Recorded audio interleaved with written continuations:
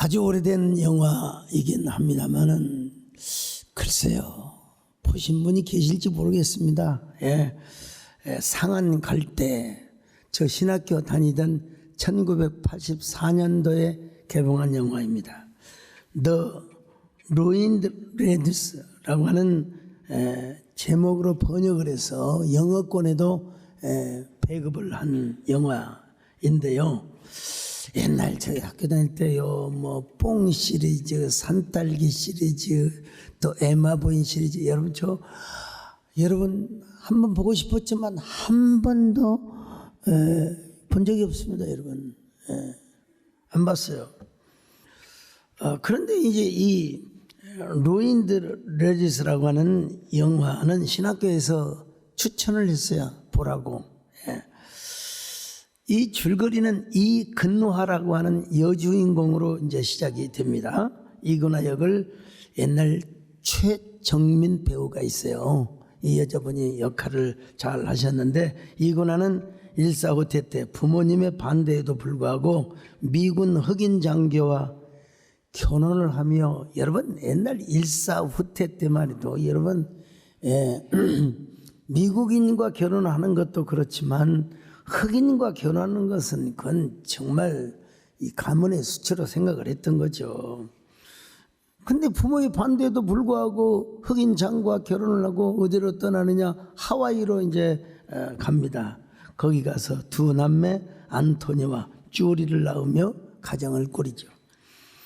근데 이 안토니라고 하는 아들이 혼혈하는 이유 때문에 친구들에게 막 이 놀림 따, 이거는요 뭐 하와이도 있고 제주도도 있고 여러분 서울도 다 있고 우리 동네도 있어요. 하여튼 이 안토니 역을 박일준 배우가 맡았어요. 근데 이 안토니는 반항적인 태도를 보이다가 도저히 못 견뎌서 어디로 들어가느냐, 깡패 깽단의 조직으로 들어갑니다. 그런 와중에 또 흑인 장교였던 남편이 죽어요. 이런 상황에서 이근화는 얼마나 삶이 뿌리채 흔들렸겠습니까? 아들 가출, 남편 죽고. 그런데 이 주인공은 하나님을 의지합니다. 그러면 그럴수록 하나님께 의지하며 기도하고, 그리고 교회에서 자기 맡은 사명, 봉사의 자리를 잘 감당하죠. 그녀가 마치 상한 갈대처럼 보였지만, 그러나 그러면 그럴수록 그는 하나님을 의지하고 하나님께 봉사하고 헌신을 했단 말이죠. 그때 이제 교회 목사님, 김 목사라고 나와요. 김 목사님.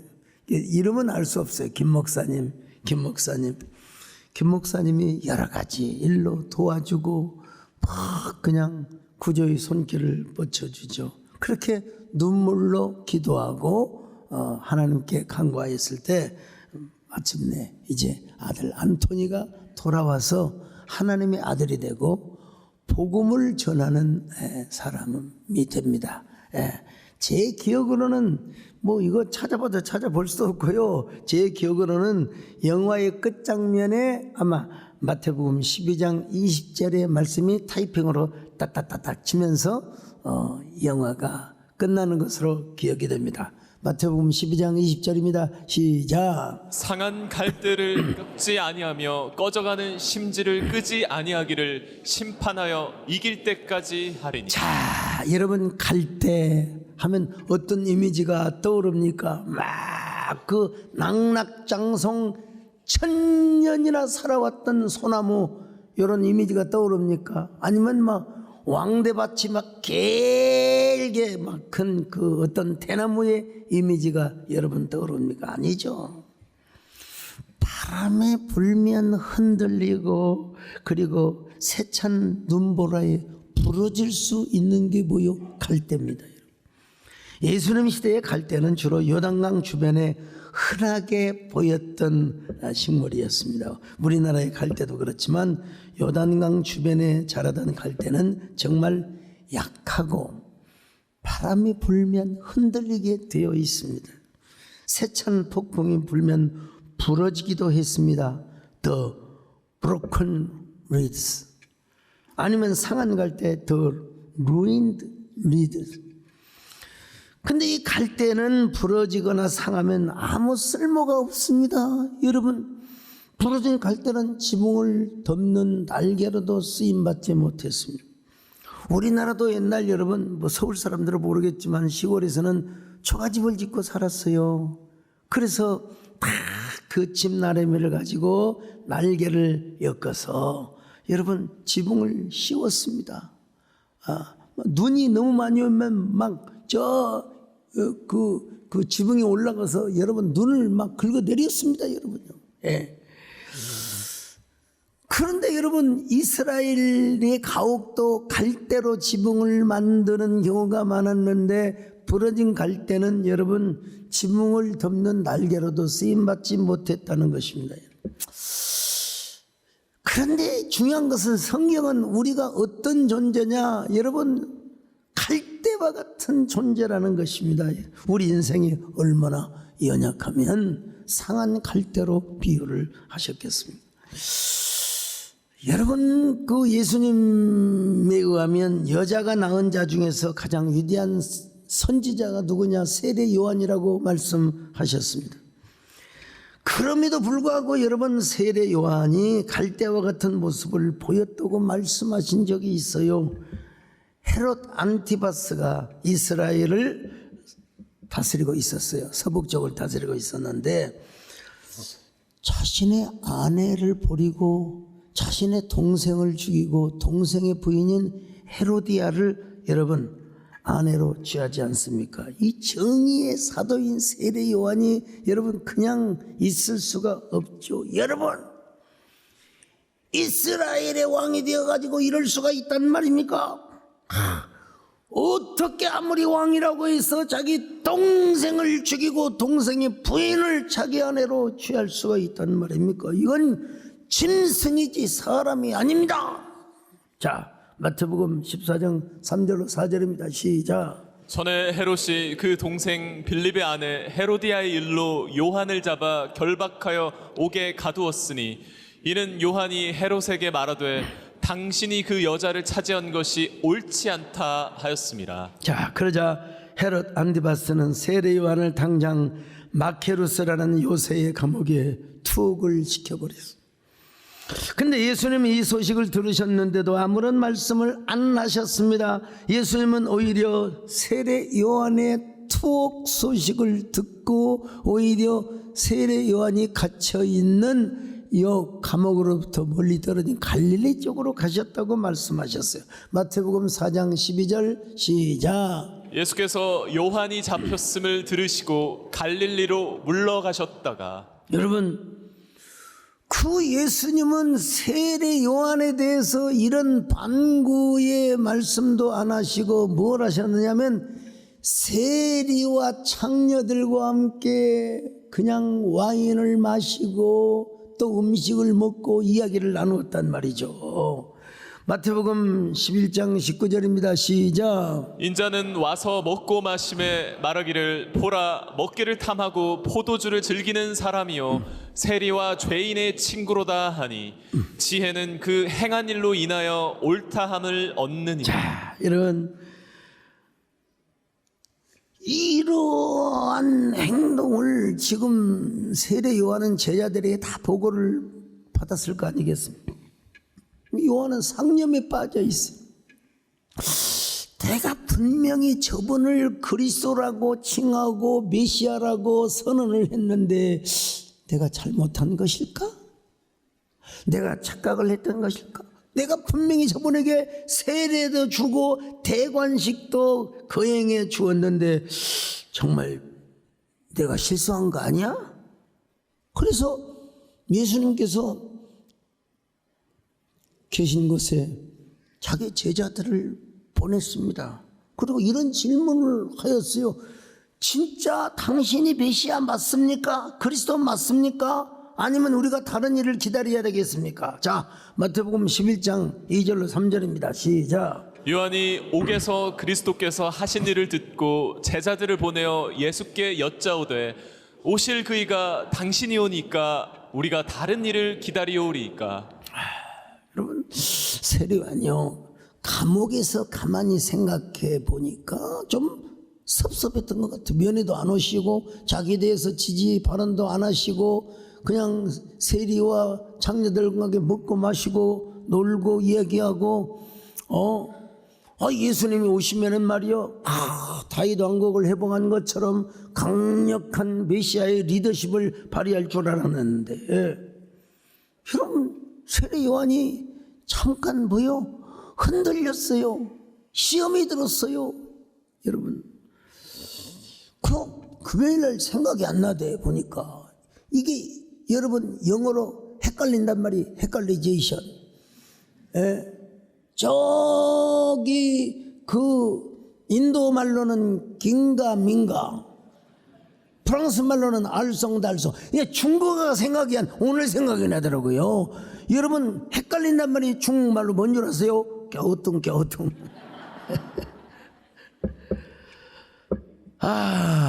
여러분 세례 요한은 사실 어떤 의미에서 누구보다 강인하고 정의의 선지자이요 공의의 선지자인 거 분명합니다. 그럼에도 불구하고 이 감옥에서만큼은 지금 예수님을 바라보는 시선이 삐딱했어요. 예수님을 바라보는 시선이 여러분 바르지 못했다 이 말입니다. 여러분 세례 요한이 예수님을 전파해 준 건 사실이지만 정말로 부러지지 않고 변함이 없는 분은 누구냐? 예수님 한 분밖에 없어요. 세례 요한도 시험 들 수 있고 세례 요한도 착각할 수 있었다는 것입니다. 여러분 예수님만이 바람에 불어도 흔들리긴 하지만 절대로 꺾이지 않고 절대로 구부러지지 않은 분이 바로 예수님이라. 여러분 자꾸 세례 요한을 우리가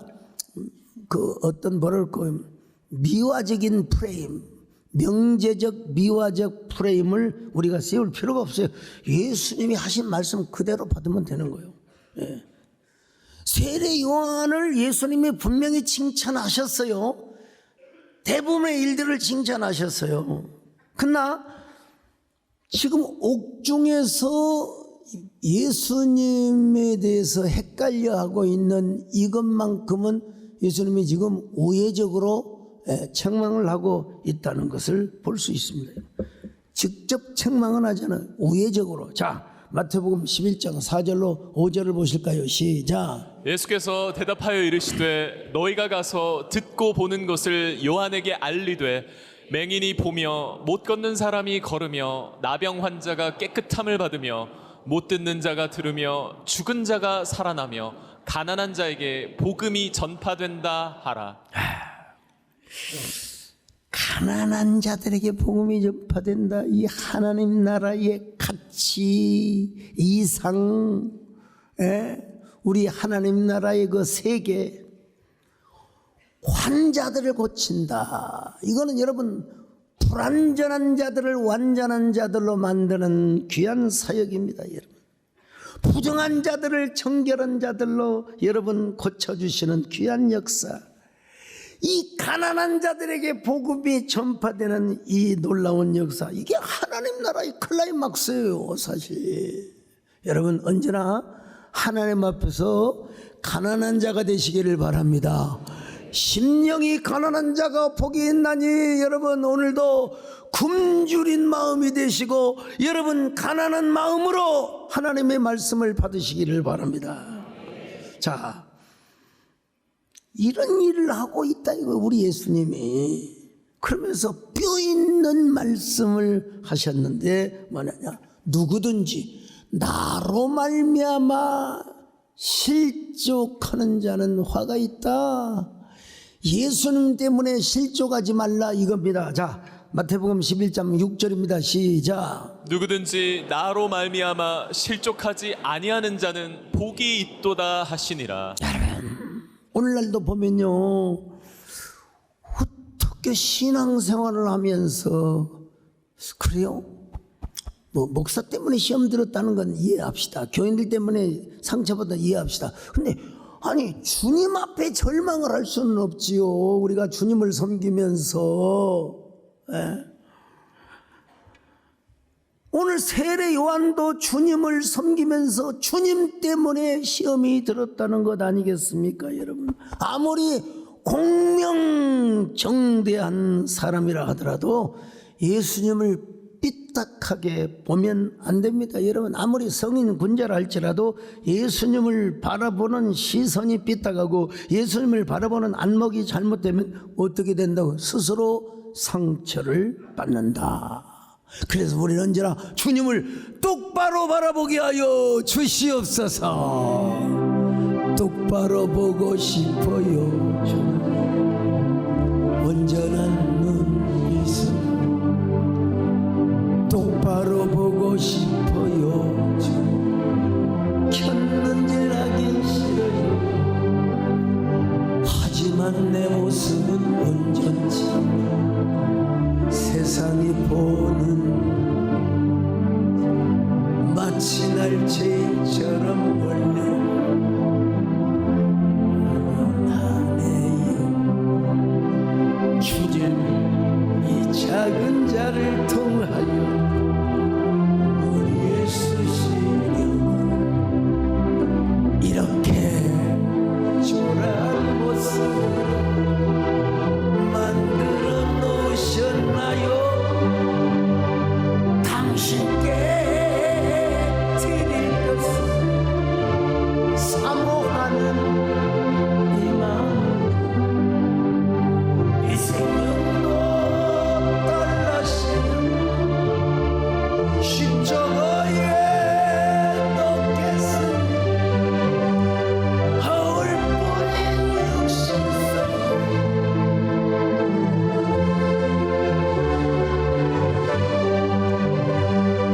가식뿐인 세상 속에 미랄로 죽게 하소서. 미랄로 죽게 하소서. 자, 여러분, 예수님께서 세례 요한을 우회적으로 갈대와 같은 사람이라고 여러분 우회적으로 표현하고 있어요. 자, 마태복음 11장 7절입니다. 시작. 그들이 떠남에 예수께서 무리에게 요한에 대하여 말씀하시되 너희가 무엇을 보려고 광야에 나갔더냐? 바람에 흔들리는 갈대냐? 물론 이 바람에 흔들리는 갈대가 꼭 세례 요한을 지칭하는 것이 아니라고 주장하는 분들도 있습니다. 그러나 여러분, 문장의 형성과 흐름을 볼 때요, 이 성경이 아주 메타포적으로, 문학적으로, 은유적으로 쓰여진 경우가 많거든요. 저는 아무리 봐도 여러분 세례 요한을 연상시키며 주님이 하신 말씀. 자, 여러분 세례 요한 같은 사람도 잠시 감옥에서 바람에 흔들리는 갈대와 같았다면 여러분 오늘 우리겠습니까?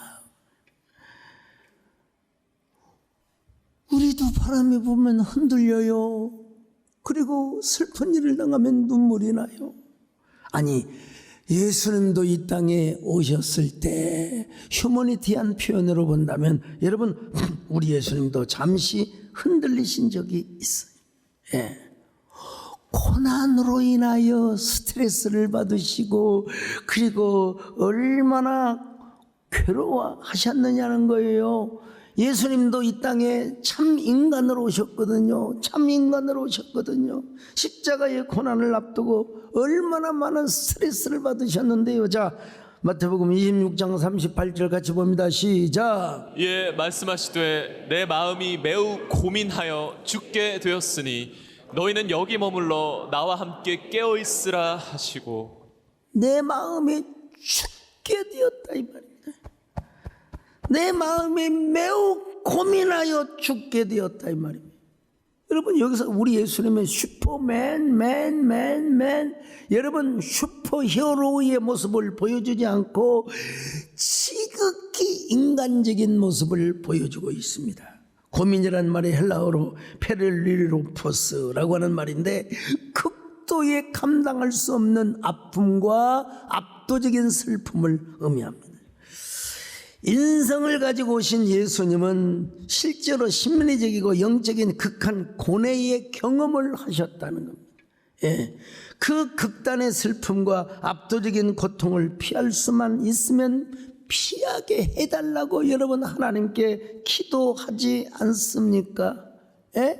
자, 39절 상반절 봅니다. 시작. 조금 나아가사 얼굴을 땅에 대시고 엎드려 기도하여 이르시되 내 아버지여 만일 할만하시거든 이 잔을 내게서 지나가게 하옵소서. 여기서 우리 예수님이 지금요 마음에 스트레스를 받고 고민을 하고 흔들리는, 그러나 여러분 내 뜻대로 하지 마시고 아버지의 원대로 하옵소서. 39절 하반절입니다. 시작. 그러나 나의 원대로 맛이 없고 아버지의 원대로 하옵소서 하시고.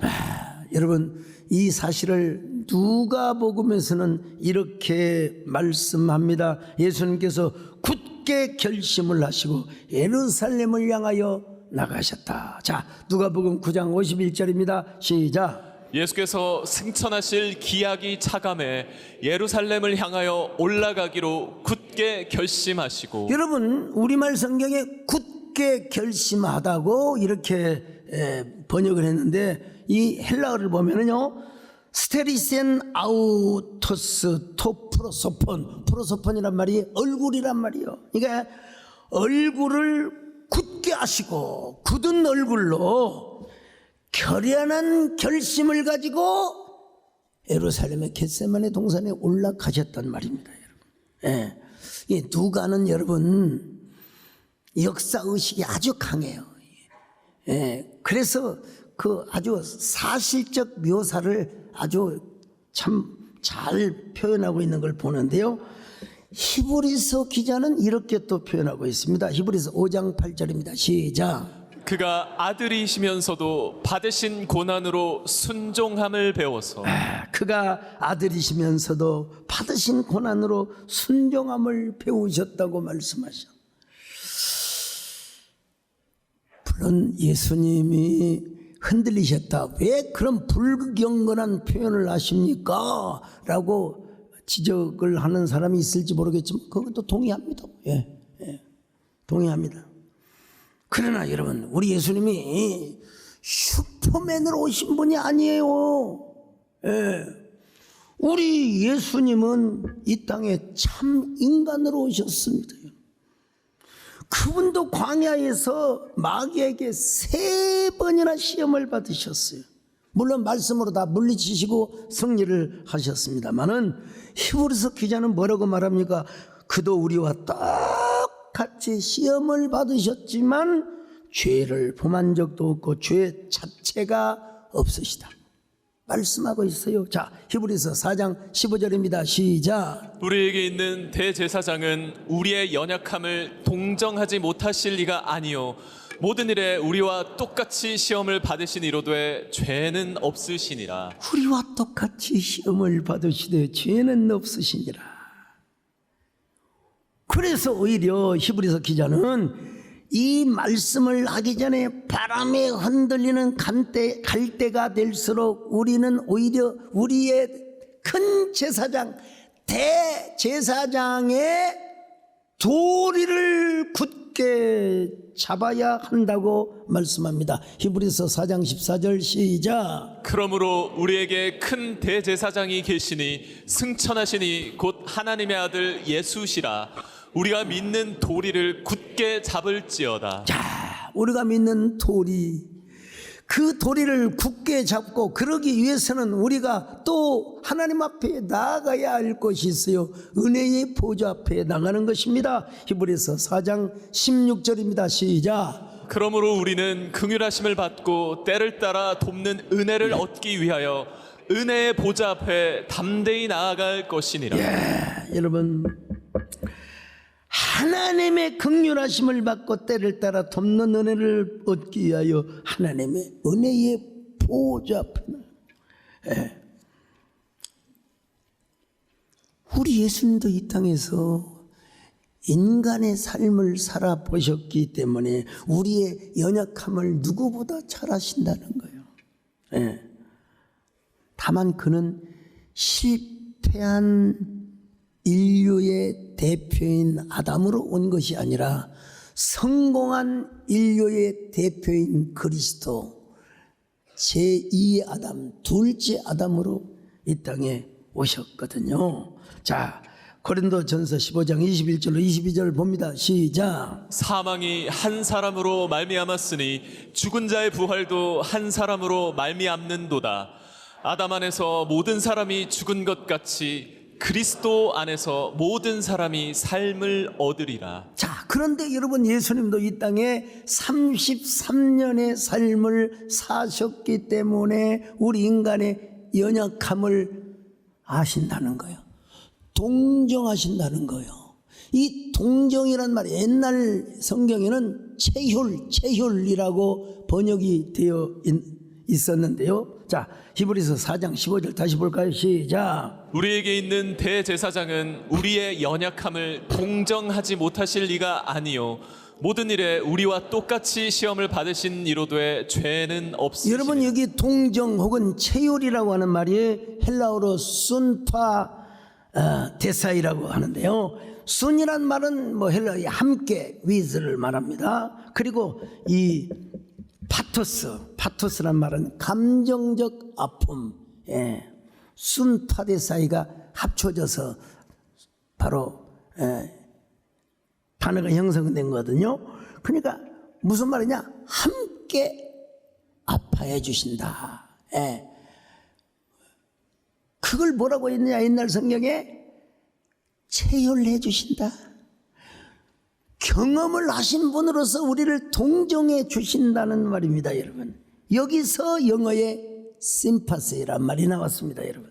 그러니까 우리의 대제사장이신 예수님도 온갖 풍파를 겪으시고 우리의 연약함을 경험하셨기 때문에 함께 아파하시고 함께 우시고 함께 슬퍼하시고. 여러분, 이 사실을 믿으시기를 바랍니다. 분명한 것은 우리가 하나님의 도리, 우리가 믿는 하나님의 도리를 분명히 믿으셔야 돼요. 근데 가끔 우리가 이제 의심할 때가 있습니다. 여러분, 의심할 때가. 아따, 참말이여, 믿을 수 없겠는디. 여러분, 이렇게 답하면 됩니다. 진짜 참말이여, 성경에 써 있는디. 한 번은 여러분, 바리새인들과 서기관들이 현장에서 가늠한 여자를 끌고 와서 예수님께 고발을 합니다. 율법에는 가늠한 여자를 돌로 쳐주라. 아니, 여러분, 왜 여자만 끌고 와? 이 분명한 것은 남자가 가늠하다 도망가 버렸어요. 나쁜 놈. 이 여자만 잡혀왔어요, 그냥.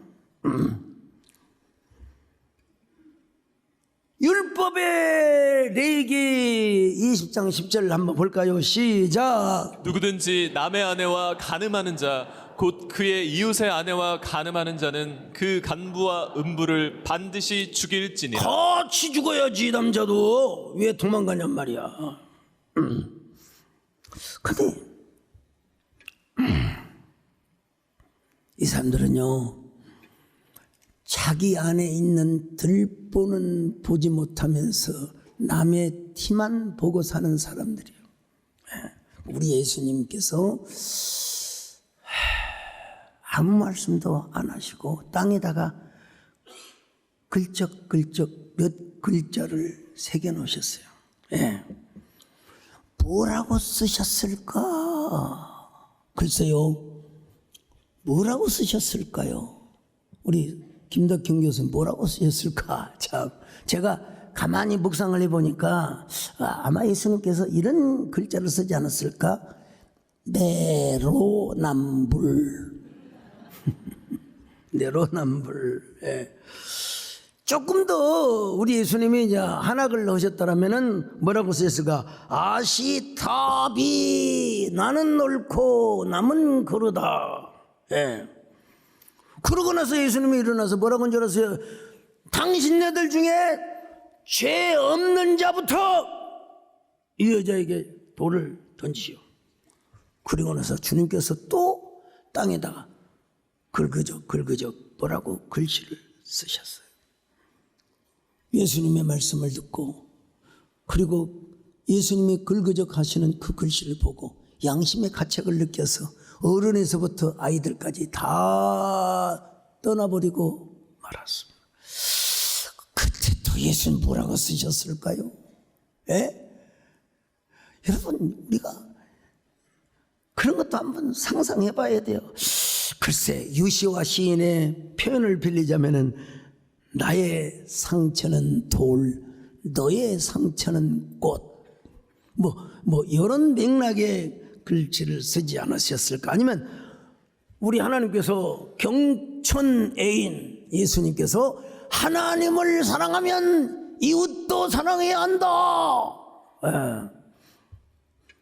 자, 요한복음 8장 7절로 9절 같이 볼까요? 시작. 그들이 묻기를 맞이 아니하는지라 이에 일어나 이르시되 너희 중에 죄 없는 자가 먼저 돌로 치라 하시고 다시 몸을 굽혀 손가락으로 땅에 쓰시니 그들이 이 말씀을 듣고 양심의 가책을 느껴 어른으로 시작하여 젊은이까지 하나씩 나가고 오직 예수와 그 가운데 섰는 여자만 남았더라. 현장에 이제 가늠하는 여인과 예수님만 있습니다. 제자들도 멀찍이 아마 있었겠죠. 예. 예수님이 이제 단도직입적으로 물어봐요. 여보시오, 어쩌다가 간음을 저질렀어? 그렇게 안 물어봤어요. 지금 그대를 고발하는 자가 몇이나 있어? 한번 둘러보시오.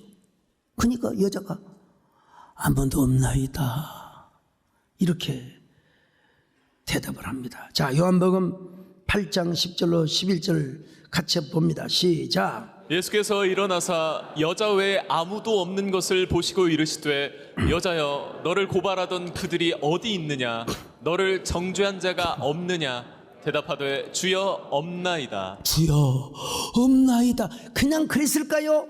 예? 분명히 이 여자는 여러분요 주여 없나이다 하면서 어떻게 울었을까요? 흑. 여자분들은 주로 울 때요 땅을 쳐다보면서 흑. 남자들은 웃을 때 하늘을 봅니다. 하하하. 이 여자가 아마 눈물을 흘리면서 이런 고백을 했을지도 모릅니다. 여러분요.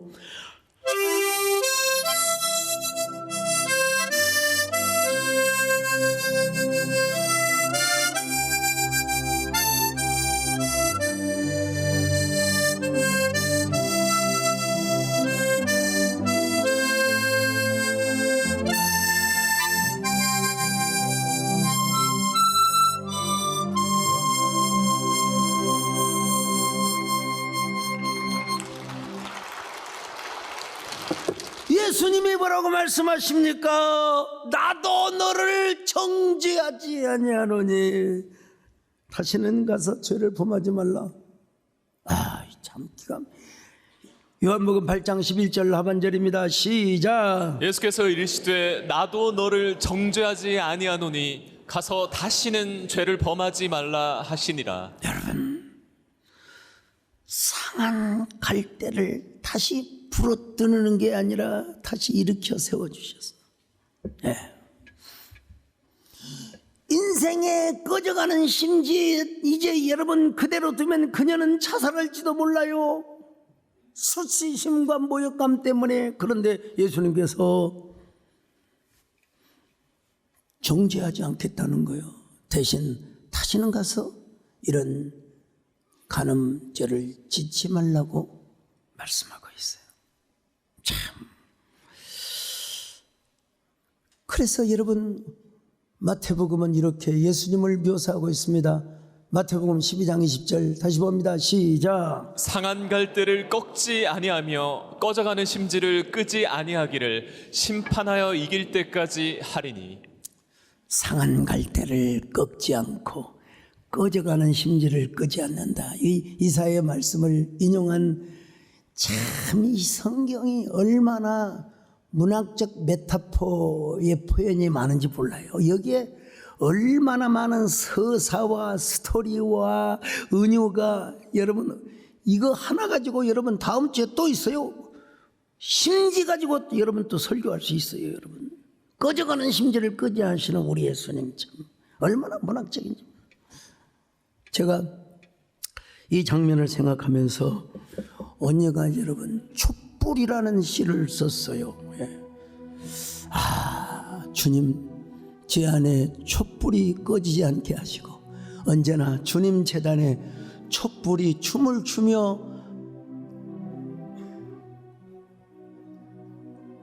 내 마음뿐만 아니라 이웃에까지 춤을 추며 타오르게 주님 도와주시기를 바랍니다. 그런데 여러분 촛불이라는 것은 자기가 녹아야 되거든요. 자기가 여러분 죽어야 되거든요. 그래야 여러분 종이라고 하는 건 또 자기를 때려야 소리가 나는 것이고 촛불이라고 하는 것은 자기가 녹아 흘러야 여러분 빛이 나는 것 아니겠습니까? 여러분 그걸 한번 붙여봤어요. 여러분요. 타야만 빛이 되고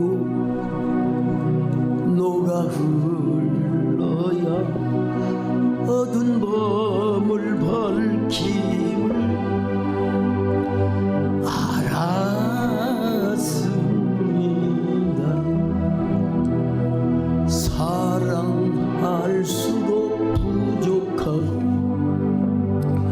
드릴수록 목마르기에 서러운 눈물만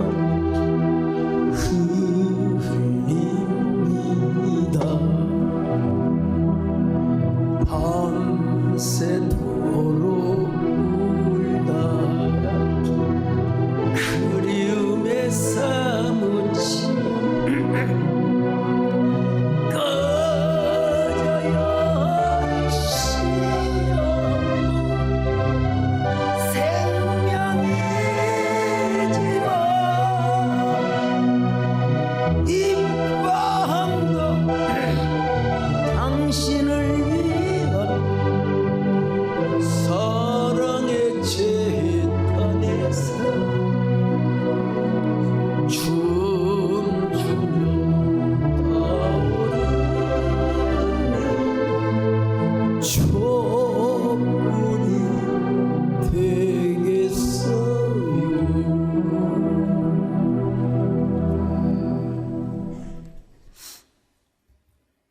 하나님이 사람이 되어 오사 여러분 우리 가운데 거하심에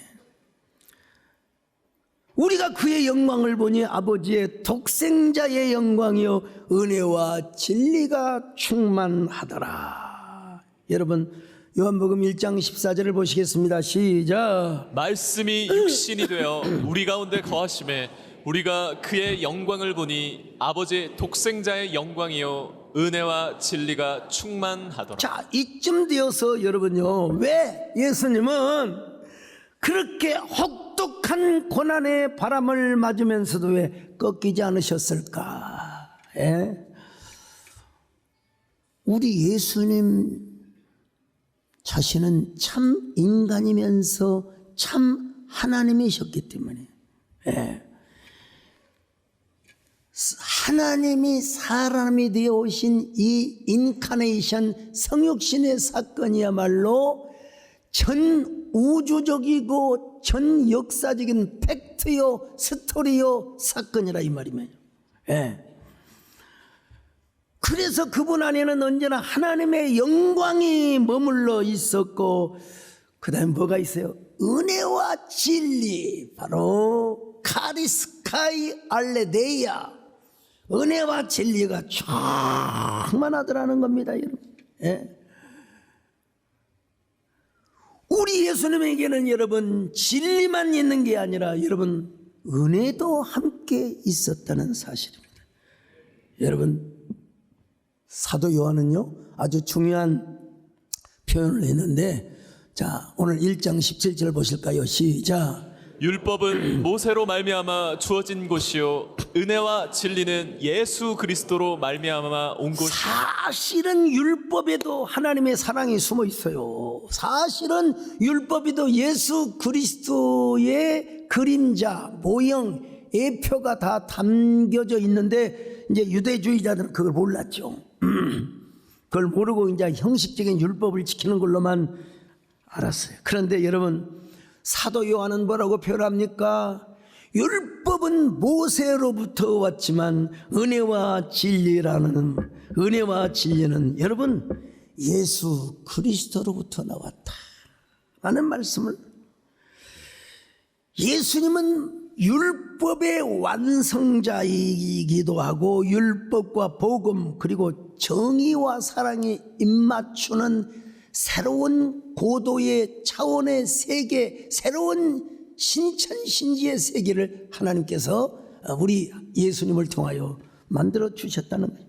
그러니까 우리 예수님은 참 인간으로 오셔서 잠시 흔들리는 것처럼 보였을지는 모르지만 그러나 전혀 죄를 범하지도 않았고 꺾이지도 않았고 부러지지도 않았다는 사실입니다. 그게 바로 우리에게 모범의 기도의 모범을 보여주셨는데 바로 겟세마네 기도입니다. 다시 자 마태복음 26장 38절 39절 보실까요? 시작. 이에 말씀하시되 내 마음이 매우 고민하여 죽게 되었으니 너희는 여기 머물러 나와 함께 깨어 있으라 하시고 조금 나아가사 얼굴을 땅에 대시고 엎드려 기도하여 이르시되 내 아버지여 만일 할만하시거든 이 잔을 내게서 지나가게 하옵소서. 그러나 나의 원대로 맛이 없고 아버지의 원대로 하옵소서 하시고. 이쯤 되면 우리가 이제 결론 부분을 이제 내려야 할 때가 됐어요. 예수님도 시험을 받으셨는데 우리라고 왜 시험을 안 받겠습니까? 바람이 불면 우리도 흔들리고 또 때로는 꺾일 수가 있어요. 그러나 분명한 것은 성경이 말씀하고 있지만 우리는 꺾일 수 있지만 예수님은 꺾이지 않았다는 사실입니다, 여러분요. 예. 오히려 성부 아버지의 뜻에 순종하고 구속 사역을 이루셨어요. 그리고 십자가에서 고난을 당하신 예수님이 우리를 찾아오셔서 우리의 허리가 구부러져 있고 우리의 갈대마디가 부러져 있고 상해 있는 사람들을 오히려 일으켜 세우고 플랜팅하며 리플랜팅을 시켜주신다는 거예요. 참 얼마나 역설적 반어적인 메시지입니까, 여러분. 꺾이지 않으신 분이 마치 꺾일 것처럼 보였지만 꺾이지 않으신 분이 십자가에서 죽으시고 마침내 우리의 꺾여진 믿음, 상처받은 영혼, 우리의 구부러진 영혼의 허리를 다시 일으켜 세워주신다는 사실입니다. 근데 우리가 해야 될 것이 하나 있다는 거요. 그게 바로 뭐냐면은 히브리서 4장 14절. 여러분, 우리가 믿는 도리를 굳게 잡는 거요. 자, 4장 14절 읽습니다. 시작. 그러므로 우리에게 큰 대제사장이 계시니 승천하시니 곧 하나님의 아들 예수시라. 우리가 믿는 도리를 굳게 잡을지어다.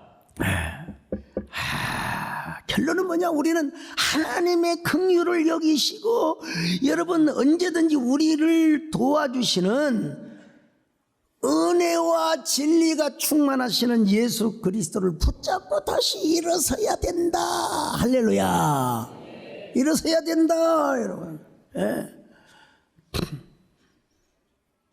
제가 그냥 예수님 하나님 한자도 들어가지 않았지만 모든 걸 다 하나님의 섭리로 수용하면서 그냥 하나님의 뜻대로 포용하는 삶을 사는 걸 제가 좀 몇 장 한번 썼어요. 이게 바로 꽃잎과 바람이라고 하는 건데 가만히 보니까 곡을 붙여도 괜찮겠더라고요. 그래서 곡을 한번 또 써봤어요, 여러분요. 다 부를 수는 없지만요. 꽃잎은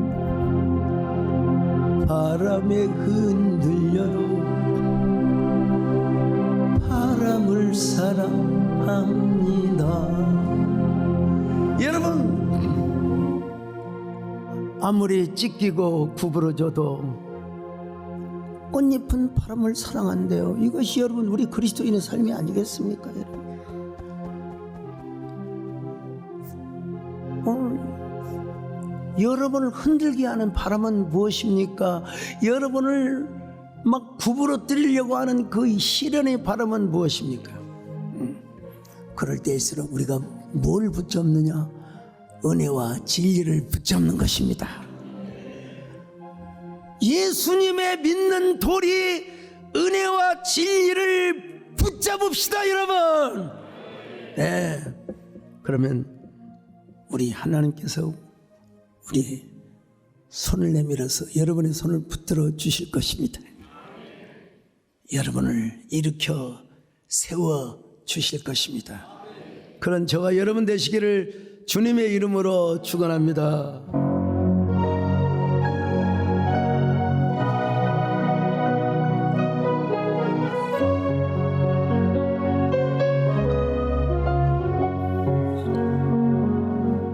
주님과 함께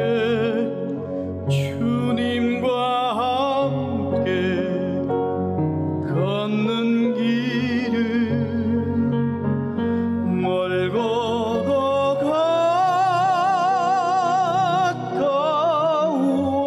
가까워 주님과 함께 걷는 길은 멀고도 가까워 주님과 함께 걷는 길은 주님과 함께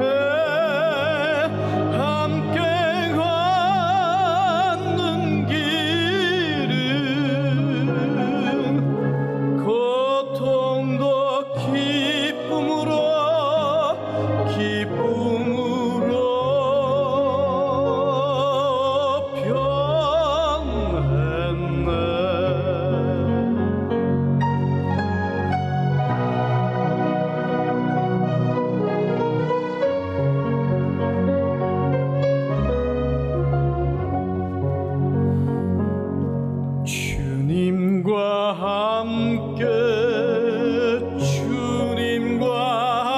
함께 걷는 길은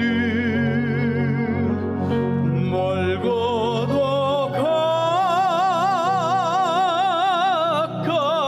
가까워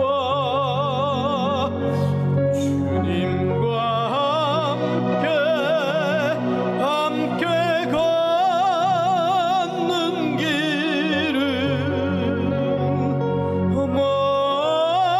멀고도 가까워 고통을 나누며 기쁨을 나누며 주님과 함께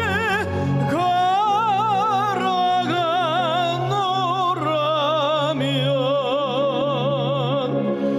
나는 어느새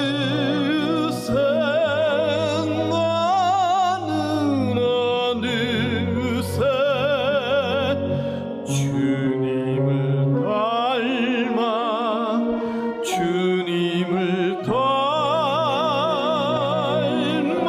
닮아가 주님을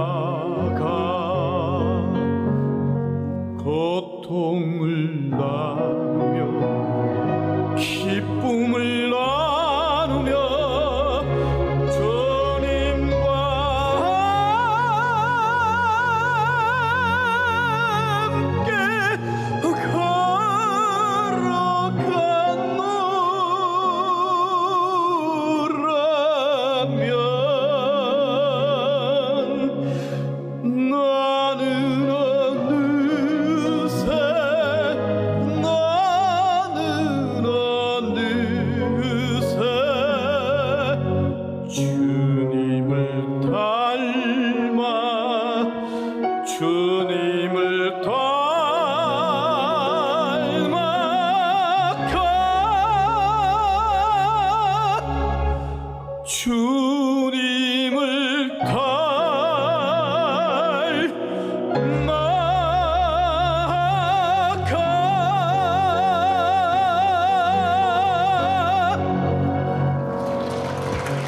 예, 주 예수 그리스도의 은혜와 하나님 아버지의 사랑하심과 성령의 이루와 교통하신 은혜가 이제로부터 영원히까지 함께 있을지어다. 아멘.